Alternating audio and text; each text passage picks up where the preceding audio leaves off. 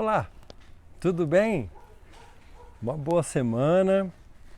Que bacana essa conversa que tivemos agora no Momento Hora, né? Muito bacana. Bom, vocês sabem que eu sou apaixonado por esse momento, né? É um momento que nos edifica muito. Sou muito feliz por poder participar de tudo isso. Semana passada vocês fizeram a avaliação trimestral. Espero que vocês tenham gostado da avaliação. Qualquer dúvida que vocês tenham tido, fiquem à vontade para me perguntar. Mesmo que você tenha acertado a questão, mesmo que tenha passado já, não tem problema, tá? Estou à disposição, seja pelo mensageiro, seja por e-mail, seja pelo fórum. Estou aqui à disposição sempre para tirar dúvidas, tá? Agora a gente começa na segunda cedo as nossas aulas, né? Gostoso. Eu queria, antes da gente começar o nosso bate-papo do próximo trimestre, eu queria ressaltar uma coisa muito bacana, que foi o empenho de vocês. O empenho de vocês nesse primeiro trimestre foi muito bacana. Eu estou muito feliz mesmo. A conversa que eu tive não foram com todos, nem com todas, mas com muitos de vocês, eu percebendo assim o envolvimento de vocês. Muitas vezes nem precisava de um envolvimento tão grande, mas vocês envolvidas, perguntando, fazendo a coisa séria, a coisa certa, com responsabilidade. E isso é muito bacana. Sabe por quê? Eu sou professor de química. E aí a gente tem essa tendência de falar assim, se não souber o que é fenômeno físico, está perdido na vida. Não é verdade. Não é verdade. Pessoas que são muito felizes e bem-sucedidas na vida, talvez nunca tenham experimentado, aprender o que é fenômeno físico e a diferença entre fenômeno físico e fenômeno químico. Mas eu acho que o caminhar que nós tivemos nesse trimestre foi um caminhar muito bacana. E aí que eu acho que é o grande salto que cada um de vocês puderam experimentar. Porque vocês, primeiro que nós começamos lá nas aulas presenciais, depois migramos, cada um de nós com muitas novidades, com grandes desafios, né? Desafios técnicos, desafios acadêmicos, desafios emocionais, mas não, nós fomos lá e nos transgredimos, nos esforçamos e a gente conseguiu fazer um processo bacana. Eu tô feliz pelo número de pessoas que vocês não copiaram as respostas um do outro, vocês fizeram a prova livremente. Isso é muito bonito, isso é muito ético, isso é de uma hombridade que me deixa feliz. Por quê? Porque nós precisamos desse momento, nós precisamos desse tipo de comportamento na natureza. Nós precisamos desse tipo de comportamento na nossa sociedade. A gente precisa de uma sociedade formada por pessoas que tenham uma responsabilidade, que façam as coisas da forma como elas precisam ser feitas e não do caminho mais curto, do caminho da esperteza. Então eu estou muito feliz por isso. Também estou feliz por, obviamente, vocês terem aprendido a química, mas eu estou mais feliz pelo caminho que vocês decidiram tomar, sinceramente. É possível que algum aluno, por alguma razão que não me cabe julgar, tenha decidido copiar a prova? É possível, mas também é possível, e essa é a beleza, a riqueza do nosso processo, é possível também que vocês, nesse momento, redirecionem suas ações para que vocês possam não voltar a incorrer nesse tipo de ação. Se por acaso foi necessário, foi preciso, sei lá, como que você pode ser melhor nesse próximo trimestre? Como que você pode melhorar aquilo que não foi tão legal no trimestre passado? Essa acho que é a grandiosidade das oportunidades que a vida tem nos dado. Então, queria deixar essa reflexão para cada um de vocês e para cada uma de vocês, porque foi um trimestre muito rico. Eu estou muito feliz como educador e como professor de Química pelos resultados, de verdade. Tá? Bom, então vamos começar o próximo trimestre, né? Com essa felicidade toda, vamos começar o próximo trimestre.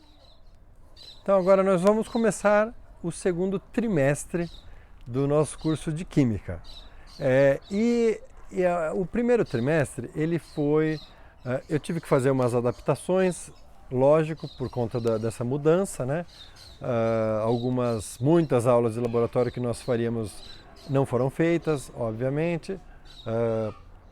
E também eu estou readequando as aulas do segundo trimestre, mas o tema gerador continua sendo o mesmo. Eu não esqueci de falar para vocês sobre o mergulhador, tá? A aula do mergulho. Quando eu voltar, vou explicar para vocês, tá bom?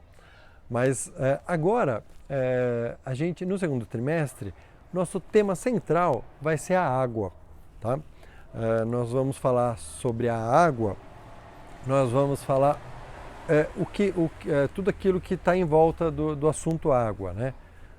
Desde sabemos que a água é uma molécula formada por H2O, até entendermos o que significa, qual é a preocupação dos agrotóxicos, como que os agrotóxicos chegam até a nossa mesa, até o nosso copo de água, o que pode ser feito com isso, enfim. Então falaremos da água, tá? E para a gente começar falando da água, nós vamos estudar o que está na página, obviamente que é o livro da parte 1 de Química, né? Na página 29, o conceito de substância e mistura, tá? A gente é uma forma de analisar o que é substância e o que é mistura, tá? Eu queria começar pensando assim, fala para mim o que tem... eu comecei o trimestre anterior falando assim, o que a gente respira? E alguns de vocês falaram assim, oxigênio. Eu falei, não, se a gente respirar só oxigênio, a gente morre. E aí vocês falaram, como assim? Não, é oxigênio. Não, tem oxigênio, mas tem um gás em maior quantidade, que é o nitrogênio. Lembra? 78% de nitrogênio, do gás nitrogênio, e 21% do gás oxigênio. Lembram desse bate-papo? Agora eu faço a mesma pergunta. Quando nós bebemos um copo de água, o que nós estamos bebendo? Eu gostaria de estar ouvindo o que vocês estão me respondendo. Eu imagino que vocês estão me respondendo H2O. E posso dizer, não é só H2O que a gente bebe quando a gente bebe um copo de água, ainda bem. Sabe por quê? Porque quando a gente bebe só H2O, H2O é água, é a molécula da água, só que é a molécula da água pura, da substância água pura. Quando a gente bebe água pura, sabe o que acontece? A gente fica sem sais minerais, a gente fica com uma ausência de sais minerais. E isso, gente, dá um desarranjo no intestino que você vai ficar algumas horas no banheiro. Sim. Você sabe que tinha até há muitos anos atrás, tinha uma faculdade que tem essa brincadeira terrível, né? Que é quando a gente passa na faculdade, o pessoal vai fazer aquela brincadeira de pintar os calouros, né, os bichos, e fazer eles pedirem dinheiro no farol, essa situação meio vexatória. E tinha uma faculdade que os alunos eram muito maldosos, que eles faziam o seguinte, tem esse tipo de história que eu estou contando, tem um monte de história diferente, né? Vou contar só essa aí que tem a ver com a matéria de hoje. O que eles faziam? Eles pegavam e os alunos novos, né, os bichos, os calouros, eles ficavam lá pedindo dinheiro no farol. E isso é uma coisa que envolve calor, né? Normalmente isso acontece em dezembro, em janeiro, está muito calor, e os alunos ficavam com sede. E o que faziam os alunos veteranos, os que já estavam há algum tempo na faculdade? Eles davam água destilada, água pura, substância pura, H2O. Só tinha H2O, não tinha mais nada lá dentro, para os alunos, para os bichos, para os calouros beberem. Depois de algumas horas, todos estavam com diarreia. Era uma coisa terrível, uma coisa vergonhosa. Graças a Deus que esse tipo de coisa minimizou, tá muito mais elegante esse tipo de brincadeira, né? Bom, então se a água ela não é só H2O, o que ela é? Ela tem H2O, mas ela tem outras coisas. Ela tem oxigênio dissolvido. E não é o O do H2O, não é. Ela tem o oxigênio O2, esse que a gente respira, o O2, ele está dissolvido, ele está entre as moléculas de água, né? É esse oxigênio que o peixe consegue respirar. Não é o O do H2O, é o O do O2, do gás oxigênio que está dissolvido na água. Inclusive, se você passar pela frente do Ibirapuera, anos atrás, algum engenheiro químico, eu não sei, ou alguma engenheira química, decidiu colocar um esguicho naquele lago quando você passa ali na frente do Ibirapuera, tem um lago, né? E um esguicho bonito, né? A gente passando deve falar assim, nossa, que bonito, né? Que eles enfeitaram com esse chafariz enorme, né? A razão daquilo é para pegar a água de baixo. Quando a água está subindo e ela cai, ela sequestra, ela arrasta oxigênio para dentro da água, ela oxigena a água, e com isso uma série de processos biológicos acontecem ali para despoluir aquela água toda, tá? Então, aquele esguicho, aquele chafariz que foi colocado no Ibirapuera há décadas atrás, umas 2 décadas atrás, não sei, teve uma razão de colocar oxigênio. Opa, então a água tem oxigênio, sim. Além disso, o que ela tem mais? Ela tem sais minerais. Tem uma série de sais minerais dissolvidos. Sais minerais como cloreto de sódio, cloreto de magnésio, entre outros, que estão dissolvidos na água em uma pequena parcela. Se você tiver uma garrafa de água, é só você olhar atrás, vai ter a composição dela. Se você não tiver, eu coloco aí para você. Aí, ó. Isso é o frasco de uma garrafinha de água, né? Tem tantas outras. Portanto, a água que a gente bebe não é uma substância pura, é uma mistura de um monte de substâncias, tá? E aí a gente vai analisar nessa página 29, eu queria que vocês me acompanhassem neste gráfico aqui.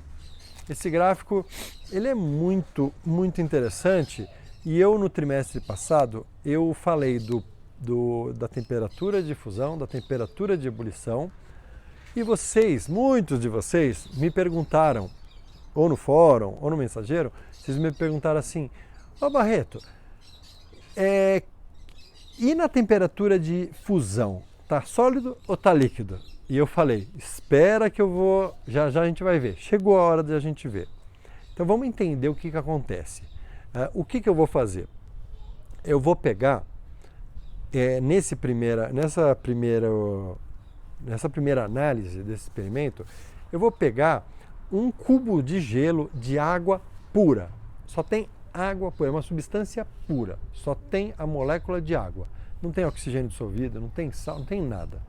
E neste caso, desde que esteja a pressão de uma atmosfera, ou seja, ao nível do mar, a água ela tem uma temperatura de fusão de 0 graus Celsius, ou seja, ela passa de sólido para líquido a 0 graus Celsius, e uma temperatura de ebulição de 100 graus Celsius, ou seja, a 100 graus Celsius passa de líquido para vapor.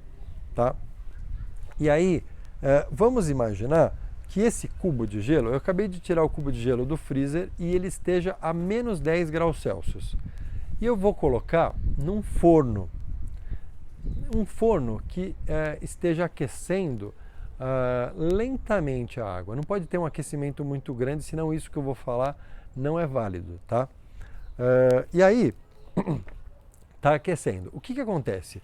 O gelo, dá para aquecer gelo? Sim. Ele está a menos 10 graus Celsius. Se eu aqueço, ele fica a menos 9. Menos 9 é mais quente, tem mais energia térmica do que a menos 10. Tá? Então, ó, menos 10, se eu aquecer, se eu fornecer energia térmica, o que acontece?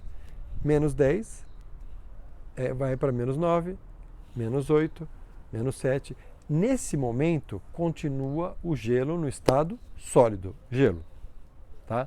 Menos 7, menos 6, menos 5, menos 4, menos 3, menos 2, menos 1. Todo esse tempo o gelo está no estado sólido. O que vai acontecer quando o gelo chegar na temperatura de 0 graus Celsius? Ele começa a passar, olha só, ele começa a passar do estado sólido para o estado líquido, certo? E aí vocês percebem que tem um patamar. Olha só, tem um patamar. Vejam aí, tem um patamar de mudança de fase. É justamente no ponto B de bola, que o gelo tem a sua primeira gotinha de água no estado líquido. E aí, se você tiver com um termômetro ali, você vai perceber que enquanto o gelo está a 0 graus Celsius, está no estado sólido, você continua aquecendo, ele vai derretendo, ele vai derretendo. E aquilo que foi sendo derretido está em contato com o gelo, tá? Não é que ele derreteu e escorreu. Ele derreteu, mas a água continua em contato com o gelo no estado sólido, tá? O que acontece? Enquanto o gelo não estiver inteiramente derretido, a temperatura não vai subir. É muito interessante esse comportamento. E isso acontece com todas as substâncias todas as substâncias puras, tá? Bom, aí, o que acontece? Quando a última pedrinha de gelo tiver derreteu, e agora eu tenho água, olha só, água no estado líquido, mas a 0 graus Celsius, isso eu estou no ponto C. Então, entre o ponto B e o ponto C, o que eu tinha ali? Eu tinha água no estado sólido, gelo, e água no estado líquido, certo? Ou seja, as fases sólida e líquida existiam juntamente, tá? Ao mesmo tempo, tá? Entre o ponto B e o ponto C. No ponto C, o último pedacinho de sólido derreteu, ou seja, no ponto C tudo é líquido. Reparem então que é possível que a gente tenha basicamente três situações da água a 0 graus Celsius. A água pode estar totalmente sólida a 0 graus Celsius, ela pode estar totalmente líquida a 0 graus Celsius, ou ela pode ter os dois. Ela pode ter pode ter gelo no estado sólido e água. Portanto, quando você vai pegar você está numa festa, você vai pegar um refrigerante em algum cooler que esteja misturado água e gelo, o que acontece? Essa água que você está pondo a mão, provavelmente ela esteja a 0 graus Celsius. Por que eu disse provavelmente? Para fugir da responsabilidade? Não. É porque essa água, ela não é pura. Essa água tem sais minerais. Como que fizeram o gelo? Fizeram pegando a água da torneira, uma água filtrada, enfim, e congelando. E mesmo a água filtrada tem oxigênio dissolvido, tem sais minerais. Tá? E além disso, em São Paulo, a pressão atmosférica não é de uma atmosfera. Portanto, por isso que eu disse que provavelmente vai estar próximo de 0 graus Celsius. Tá? Mas como que eu sei isso? Por quê? Se tiver uma pedrinha de gelo, então a água vai manter o 0 graus Celsius. Por quê? Porque ela não sobe a temperatura enquanto o gelo não derreter. Por que isso? Porque é mais fácil, tudo na natureza caminha sempre para o caminho mais fácil, sempre. Se eu pegar o livro e soltar, o que é mais fácil? Ele subir ou ele cair? Ele cair. Se é mais fácil ele cair, ele cai. Se eu fornecer energia para um cubo de gelo que está com água em equilíbrio térmico a 0 graus Celsius, todos, o que é mais fácil? Eu elevar a temperatura da água ou eu derreter o gelo? Derreter o gelo? Então vai derreter o gelo. Então na natureza tem essa característica muito interessante. Daqui para o 3º ano do ensino médio, em física e em química, vocês vão ver esse comportamento. A natureza sempre caminhando, tendo a tendência de caminhar para o lugar com gasto menos energético possível. Tá? Bom, vamos subindo nesse gráfico. Eu estou no item C e eu estou subindo. O que eu tenho ali? Líquido. 0 graus Celsius, 1, 2, 3, 4, 5, 6, 7, 20, 30, 40, 50, 60, 90, 99, tudo líquido. O tempo todo tinha um líquido aí. E aí o que aconteceu? Chegou no 100 a água. O que acontece quando a água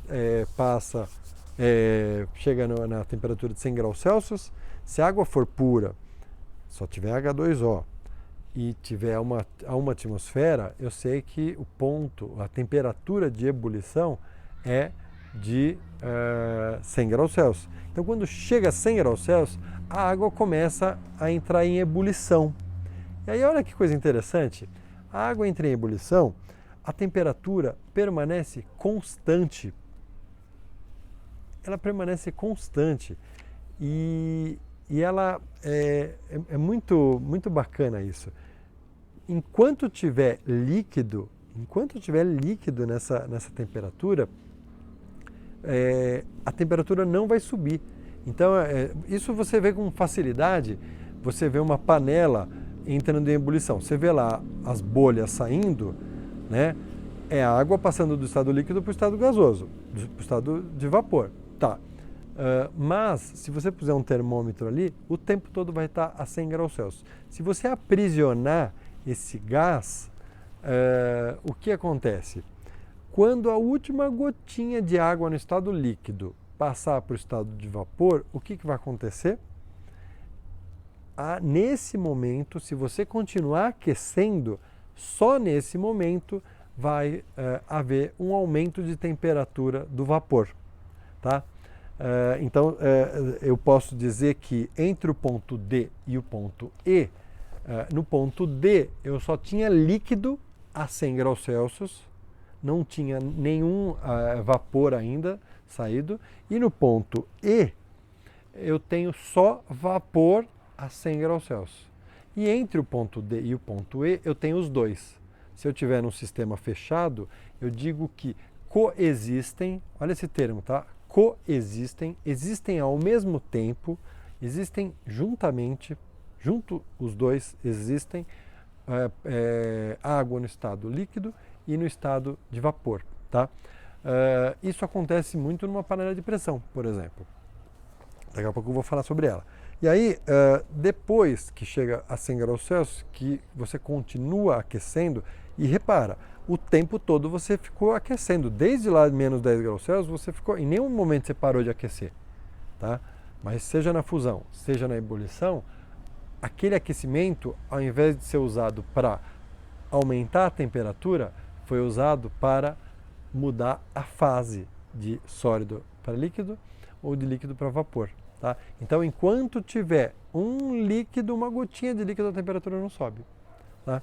E aí, tem umas coisas que são interessantes em relação a isso. Primeiro, se eu quiser cozinhar, se eu quiser fazer um pudim desses de leite condensado, maravilhosos, com calda de açúcar queimado, maravilhoso. Se eu quiser fazer um pudim desse, eu vou certamente ter que cozinhá-lo em banho-maria. Não sei se vocês já ouviram esse termo. O que é um banho-maria? Veja, é um banho onde o pudim está sendo preparado na água. Você tem um recipiente com água o recipiente de cima ele está encostando só na água. O que acontece? A água ela está fervendo o tempo todo, fervendo. Você não pode deixar a água acabar. Você tem que ficar lá completando com água. O tempo todo ele está fervendo, fervendo, fervendo. O que você garante? Você garante que a temperatura de cozimento desse pudim, a temperatura de preparo desse pudim, seja de 100 graus Celsius continuamente. Olha que coisa legal. Você garante que não vai ter um pico de aquecimento e, portanto, não vai queimar o pudim. Tá? Um outro uso, hoje em dia, muito menos, você encontra muito menos nas casas, mas antigamente eu usava muito, eram chaleiras. Eram chaleiras muito interessantes que, olha essa imagem, ela tem duas paredes, tem a parede interna e a parede externa e dentro tem água. É o mesmo funcionamento. Você põe água lá dentro e você esquenta, começa a esquentar a chaleira. O que acontece? Não tem superaquecimento do leite, então não fica queimado, não fica aquela parte torrada do leite. O leite tem proteína, fica uma casca horrível quando você esquenta. Hoje a gente esquenta o leite no micro-ondas, né? Muita gente nem toma leite hoje em dia, mas antigamente muita gente tomava leite. Então tinha leiteiras que dentro tinha água. E essa água garantia que a leiteira não passaria de 100 graus Celsius, fazendo com que o leite ficasse no seu estado de conservação durante o aquecimento. Bom, e a panela de pressão? Vamos imaginar que eu queira cozinhar feijão. Quero cozinhar batata, quero cozinhar milho, quero cozinhar pinhão, quero cozinhar mandioca. O que acontece? Com exceção da batata, que ela é mais mole, a mandioca, o pinhão, o milho, o feijão, eles são muito duros, né? E sendo duros, se eu colocá-los na água e deixar fervendo a 100 graus Celsius, vai haver uma demora muito grande para cozinhá-los. Demora. Certamente, é pouco provável que vocês tenham cozinhado feijão na vida, mas caso vocês tenham cozinhado, vocês sabem que demora um pouco. O feijão, a mandioca, etc., demora um pouco para cozinhar. E aí, o que se notou? Que quando você... eu falei que a temperatura de ebulição ela é 100 graus Celsius quando está a 1 atmosfera, né? E quando você aumenta a pressão? Panela de pressão. Quando você aumenta a pressão, a temperatura de ebulição aumenta. Exatamente. Então você tem dentro da panela de pressão água no estado líquido a aproximadamente, dependendo da panela de pressão, aproximadamente 120 graus Celsius. O que você só conseguiria ter uma panela aberta 100 graus Celsius, na panela de pressão você consegue ter uma água a 120 graus Celsius por causa da pressão. A pressão, ela atrapalha os gases de saírem, de passar do estado líquido para o estado de vapor. Então, a água, ela consegue, eu falo que ela consegue entre aspas, porque a água, quando eu falo consegue, parece que ela tem alguma vontade, né? A água não tem vontade, né? Mas a água, ela passa a ter a propriedade de entrar em ebulição a uma temperatura maior por conta da pressão. É por isso que a gente usa a panela de pressão, para a gente ter um processo de cozimento mais rápido. Por quê? Porque com maior temperatura o cozimento vai ser mais rápido. Tá? Bom, muito bem. é isso. E aí eu falei das substâncias puras. As substâncias puras têm esses patamares muito definidos, onde ocorre a fusão e a ebulição, certo? Muito bem. E nós temos duas misturas muito específicas, que eu vou falar, mas vocês não precisam se preocupar em decorar esse nome, tá? São dois nomes bem feios, não precisa se preocupar, que são as misturas eutéticas e as misturas azeotrópicas. Isso está na página 30. Eu vou mostrar, por exemplo, na página 30 tem um ensaio aqui de água com açúcar, né? Olha o que acontece olha esse gráfico, o que acontece quando eu tenho água com açúcar. Portanto, não é água pura, é água impura, ou seja, é uma mistura. São duas ou mais substâncias juntas. Se eu tiver uma mistura, o que acontece? Eu não tenho esse patamar retinho. A minha temperatura de ebulição já não é temperatura de ebulição, é uma faixa de ebulição. Olha que coisa interessante. Porque a temperatura, a ebulição dessa substância, ela está ocorrendo a partir de um ponto, mas ela continua aquecendo, e à medida que vai aquecendo, continua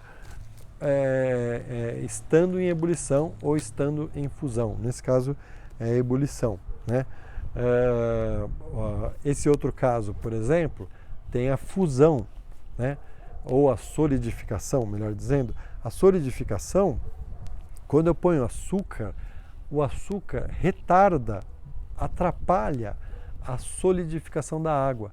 O que a água começaria a se solidificar com 0 graus Celsius, elas começam a solidificar abaixo de 0 graus Celsius, e mesmo assim ela não se solidifica a uma temperatura constante. Então você não vê o patamar retinho, você vê o patamar torto, tá?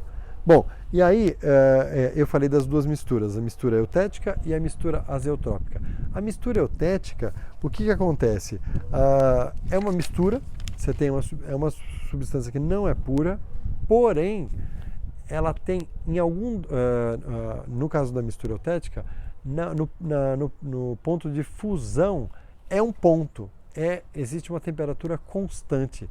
Olha esse diagrama, olha que interessante. Na parte da fusão, a temperatura é constante. Na parte da ebulição, não é constante. Ou seja, é o comportamento de uma mistura. Olha como que é uma mistura qualquer. Na mistura qualquer, eu tenho variando a fusão e a ebulição. Na mistura eutética, eu tenho a fusão constante e a ebulição variando. Agora, olha como que é a mistura... um exemplo de mistura eutética é a solda.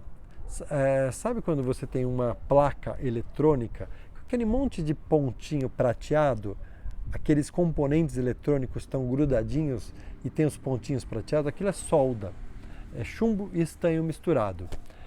Essa mistura de chumbo e estanho, duas substâncias diferentes, é uma mistura, mas essa mistura ela se funde a uma temperatura constante, tá? E aí, um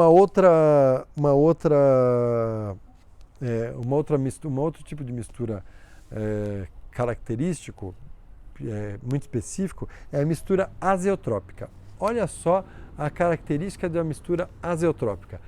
O ponto de fusão não é um ponto, é uma faixa. A fusão ela acontece sem ter um patamar retinho. O patamar ele é ascendente, ou seja, enquanto a mistura está passando do estado sólido para o estado líquido, a temperatura está sim variando. Mas no ponto de ebulição, a temperatura é constante, tá? Isso acontece, por exemplo, quando eu tenho álcool. Eu não sei se vocês já pararam para pensar, mas vocês nunca devem ter visto um frasco de álcool, assim, álcool 100%. Você deve ter visto álcool 95 GL, 95%, né? Você não vê álcool 100%. Por quê? Porque o álcool, a 95,5%, ele atinge o que nós chamamos de mistura azeotrópica, ou seja, se eu for tentar fazer uma separação, a gente vai aprender essas separações em breve, se eu for tentar fazer uma separação, os dois entram em ebulição ao mesmo tempo, então eu não consigo fazer a separação. É caríssimo para eu fazer, eu tenho que fazer a separação por outros métodos químicos e não físicos muito mais caros. Então, para você ter um álcool puro, é muito caro. Para você ter um álcool a 95%, é um preço. Para você ter um álcool a 100%, é 3 vezes o preço, tá? Então é isso. Nós temos, só resumindo, esse é o comportamento gráfico da mistura de uma substância pura, ou seja, o ponto de fusão e o ponto de ebulição são constantes, a temperatura é sempre a mesma. Esse é o comportamento de uma mistura qualquer, então o ponto de fusão e o ponto de ebulição não são constantes, então você vê que o patamar não é paralelo ao eixo X, não é constante a temperatura. Lembrando que no eixo X é o tempo da reação e no eixo Y é a temperatura da amostra. E aí nós temos duas misturas específicas, a eutética, onde é uma mistura eutética, é uma mistura onde no ponto de fusão é constante, mas a ebulição não é constante, e a azeotrópica, onde no ponto de fusão não é constante, né, mas na ebulição é constante. Tá? Muito bem. É isso. Esse é o começo do nosso próximo trimestre. Tem muita coisa divertida aí para a gente estudar. Vocês vão gostar das surpresas que a gente tem, tá? Eu coloco aqui o print da prova. Vocês sabem que a prova ela é randomizada, né? Ela é misturada, as questões, as alternativas, etc. E aí eu vou colocar aqui uma prova e um gabarito, né? Gabarito, para que vocês tenham noção. Opa, acertei essa, errei aquela. E por favor, se vocês tiverem alguma questão que vocês discordem, que vocês não entenderam, por favor, me procurem. Eu estou louquinho para ouvir as suas dúvidas, suas colocações, para a gente conversar. Tá bom? Então, vejam aí, essa foi a prova. Deem aí um print para vocês poderem dar uma olhadinha. E esse é o famoso gabarreto da prova que aconteceu agora na semana passada. Tá bom? Espero que vocês tenham uma excelente semana, espero que vocês tenham curtido essa aula, que vocês tenham aprendido. Essa aula eu fiz com muito amor, com muito carinho, com muito respeito. Tá bom? Um bom segundo trimestre, uma boa semana e até a semana que vem.